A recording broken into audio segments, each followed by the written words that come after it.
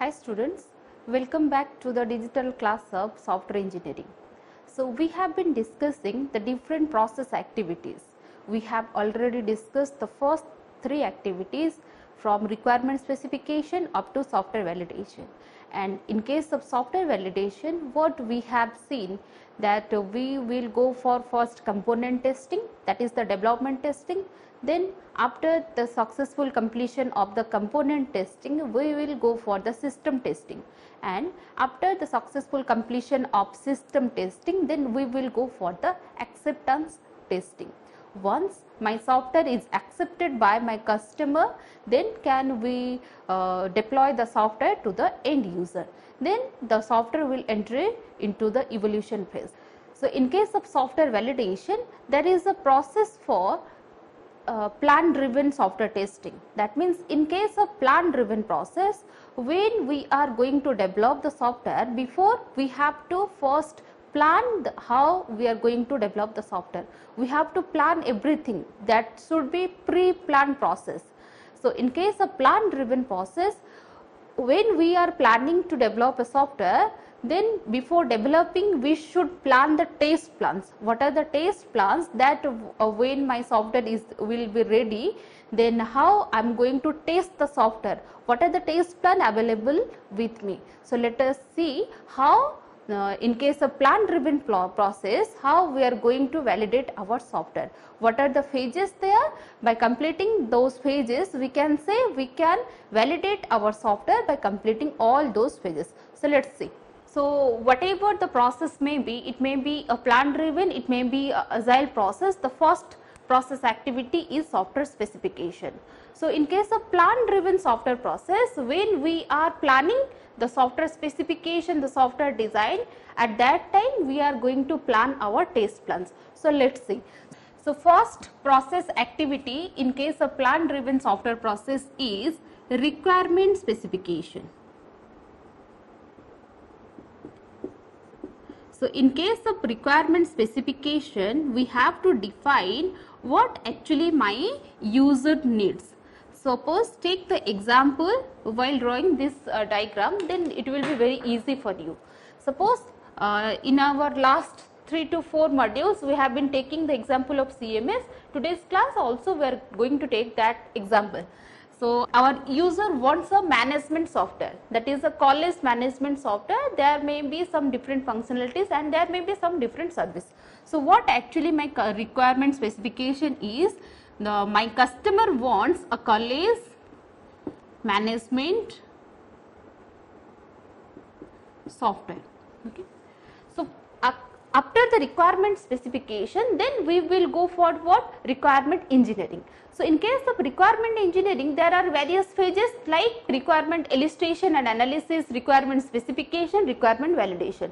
So after the requirement validation, what we will get? We will get a system specification.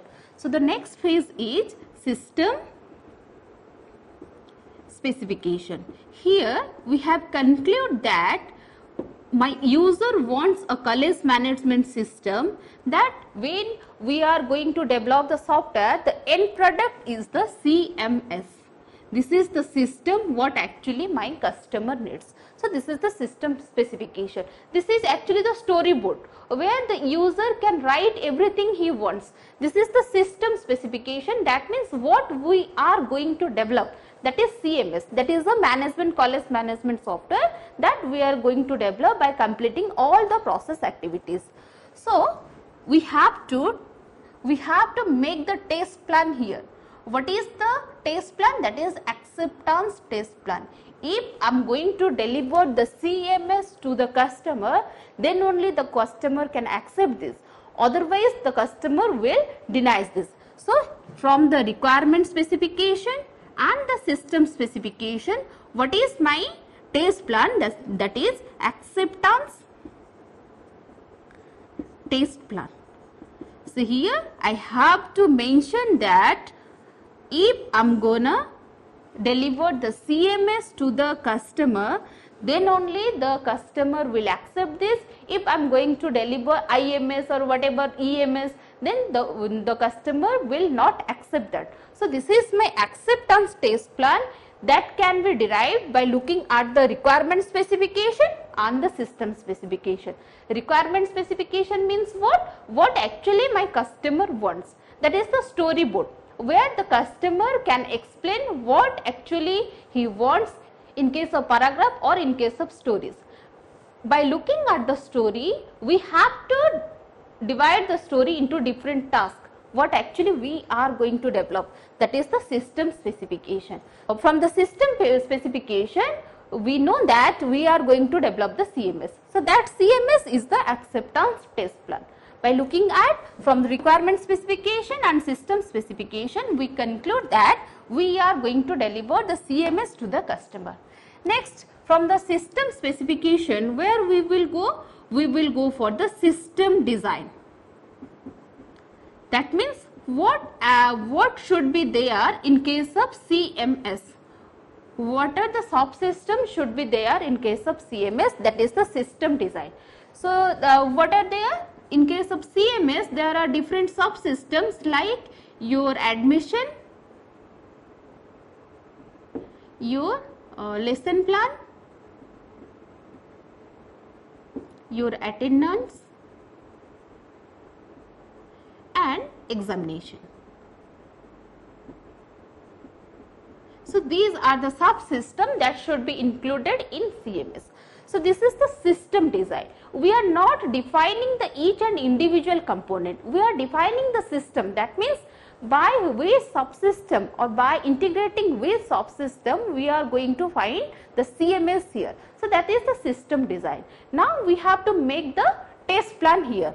So, by looking at the system specification and system design, that means which how can we call it as a CMS? So, what are the parts or what are the subsystems should be there?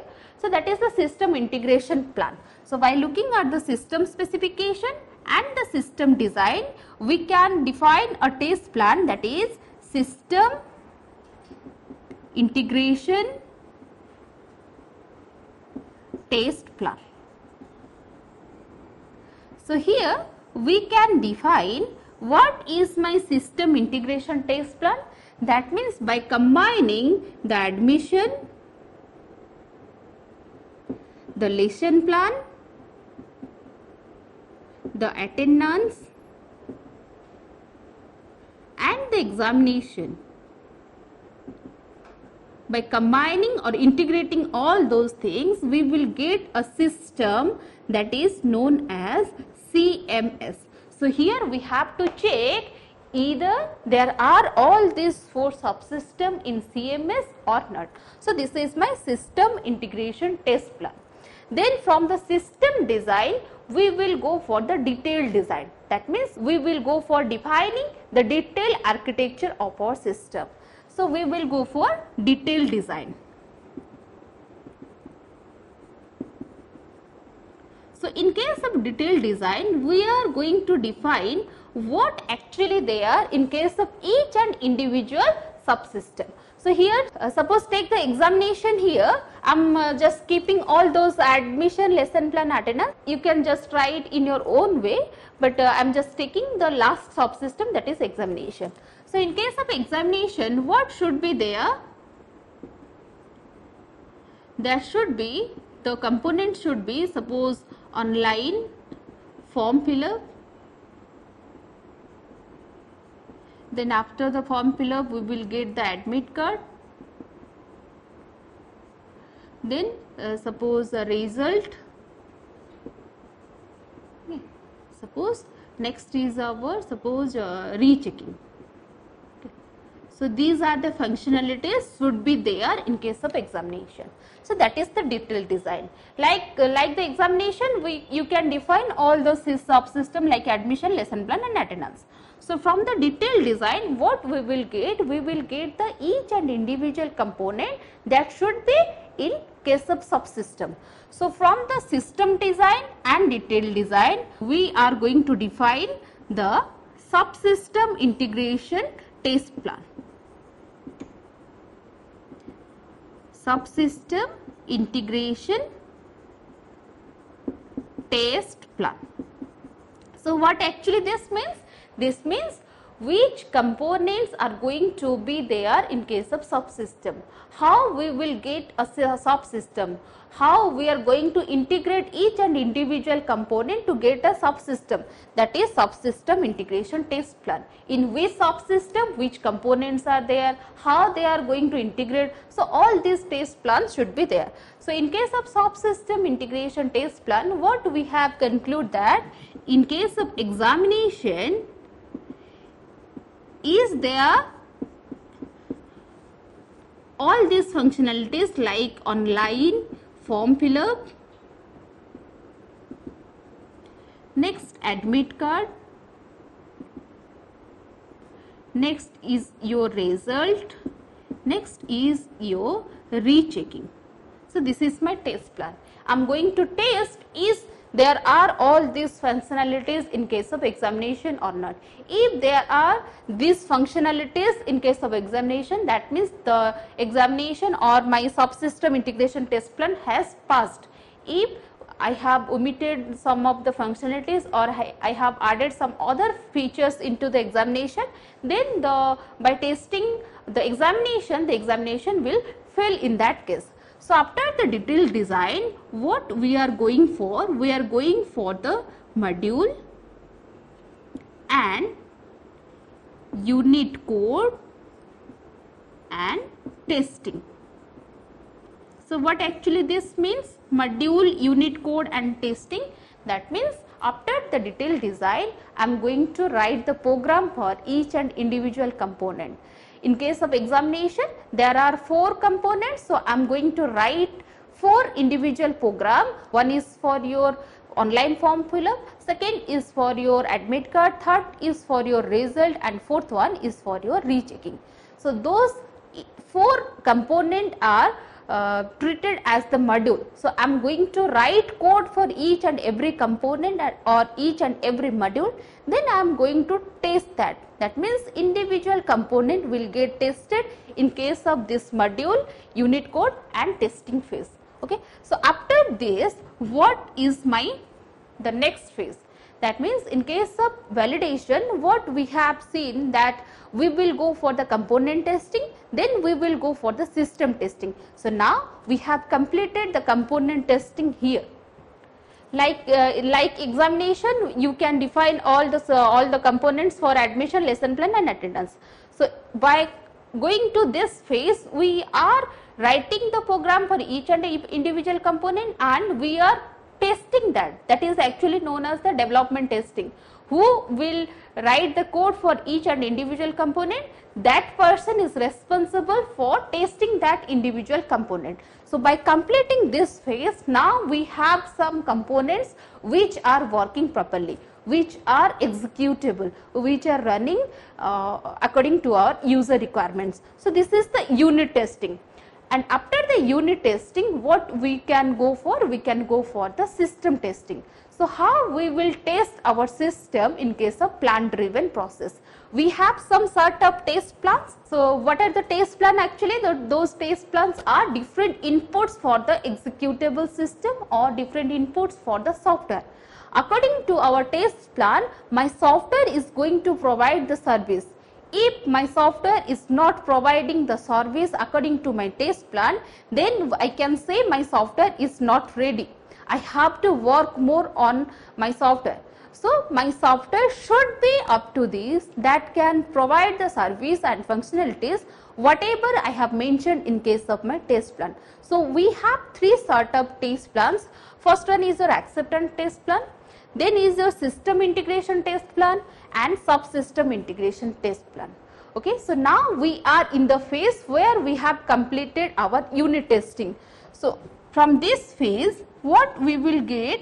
We will get each and individual component which are working properly. Now we have to integrate those components. So what components we are having? We are having 4 components, that is online form fill up, admit card, result and rechecking. So these 4 components has been tested independently and individually. Now we have to integrate them and we have to integrate them into the examination subsystem. So in case here we have to check from the subsystem integration test plan, what actually our plan? Our plan is by combining the online form fill-up, admit card, result and rechecking, we will get the subsystem or interface, that is examination. So here the subsystem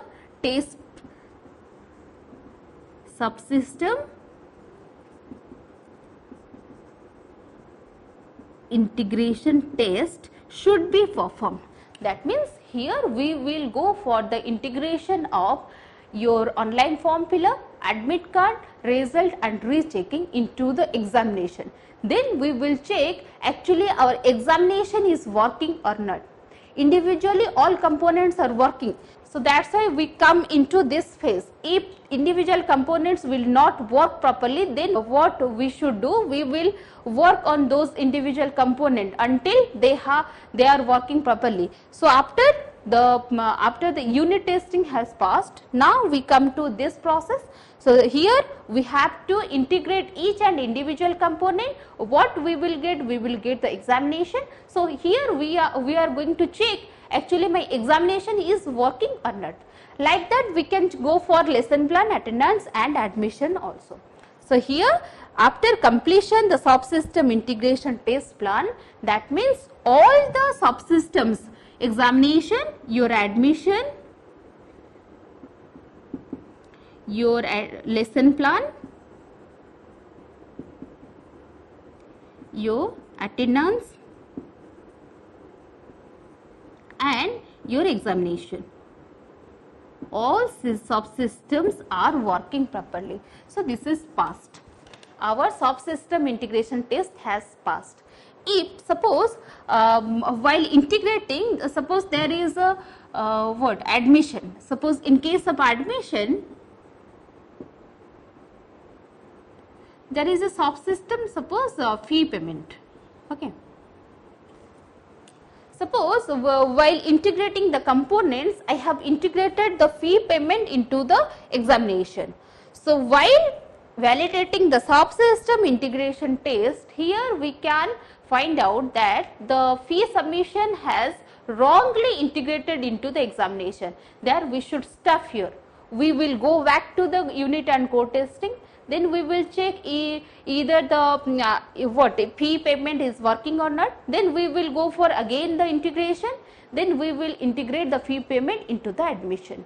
Once my subsystem or my integration plan has been tested and it has been tested correctly, then we will go for the system integration test. So what is that system integration test? So next we will go for the system integration test. So what is that system integration test? That means now we have the admission, lesson plan, attendance and examination with us, and each and individual subsystems are working correctly. Then we will go for integrating each and individual subsystem to find out the system. So after integrating all these things, what we will get? We will get a CMS. Okay, so this is our system, and in case of CMS, what are there? So this is our CMS, and we have to integrate all these subsystems, that is admission, lesson plan, attendance and examination. So we have to integrate all subsystem to find out the system. So the system is what? The system is CMS. See, the system integration test plan is what? That is admission, lesson plan, attendance and examination will combine together to get the system, that is CMS. So what actually we find? That is the CMS, and under the CMS that are admission, lesson plan, attendance and examination. So now we have to check either our system is working or not. The admission may be work properly here, but by combining all these things, maybe the admission will work or maybe the admission will not work. So we have to validate our system by combining all the subsystem and checking our system is working or our system is providing what actually my customer expect from the software. So by completing the system integration test plan, we will go for the acceptance testing. That means now the CMS is ready and I should deploy the CMS to the customer. Okay. So, by completing the system integration test, we have the CMS with us. Now it is up to the customer will check, the customer will review, then then the customer will decide whether the customer is accept the software or the customer will deny the software. So, after the system integration plan, what we will go for? We will go for the acceptance testing.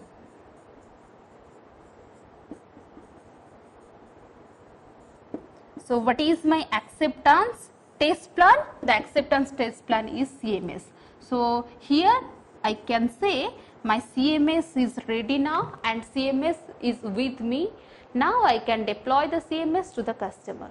So, while deploying the CMS to the customer will go through the acceptance testing. So, in case of acceptance testing, there are two testing, one is alpha testing and another is beta testing. So, after completion the alpha testing and beta testing, what we will go? We will go for the evaluation phase. If my customer is ready to accept, then we will go for the evaluation phase. That means the software has been deployed to the customer. Now, the customer will use the software and whatever the changes may require or whatever, if there are some error or there are some fault that has been encountered after the customer's use, then we can go for the maintenance of that software, that means evaluation. But in case of acceptance testing, what we have seen that there are two types of acceptance, that is alpha testing and beta testing. So, let us see what is that alpha testing and beta testing. So, in case of acceptance testing, we have two types of testing, one is alpha testing and another one is beta testing. So, in our last video, we have already discussed the alpha testing and beta testing in case of our customized product. That means there are some set of customers for whom we are developing the software. That software is ordered by our customer and by looking at the customer requirements, we are going to develop the software. So, while deploying the software to the customer, there are some customer and there are some end user. Customer is whom? For whom I am developing the software, that is the customer. End user means the person who is actually using the customer, that is the end user. So, alpha testing will be performed in case of customer, beta testing will be performed in case of our end user. So, what about the generic product? So, in case of generic product, we are developing the software and we will deploy the software or we will launch the software into the market for the customer use. So, there are no customer or there are no prospective customer. By looking at those requirements, we are not developing the software, we are developing the software as per our choice. So, that is the word generic product. So, in case of generic product, as there are no prospective customers, so how the alpha testing and beta testing is going to perform? So, in case of alpha testing, there are some inside customers, that means there are some representatives.